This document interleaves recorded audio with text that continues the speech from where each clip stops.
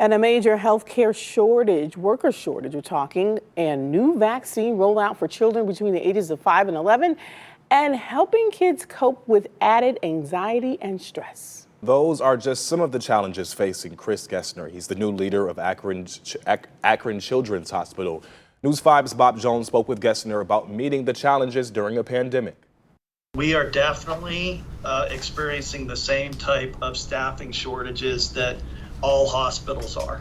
Chris Gessner, who comes to Akron Children's Hospital from a Colorado hospital, says the pandemic has turned the labor market upside down, and there is a shortage of healthcare workers across the board at Children's. It's nurses, it's critical care nurses, it's medical assistants, it's technicians. Gessner added some employees have been traumatized by the pandemic, so retaining and recruiting workers needs to be a top priority. We're really listening hard to those staff that have been here to try to understand what we can do so that they're more comfortable. We also asked the new president about Children's COVID-19 vaccination policy, which has been met with some resistance. It calls for employees to be tested at least once a week if they're not vaccinated. So we're big believers in vaccination.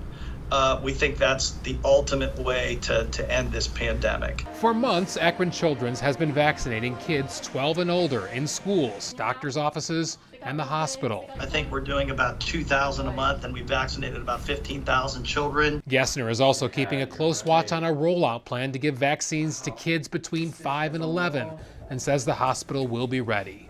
I believe this vaccine is very safe and efficacious.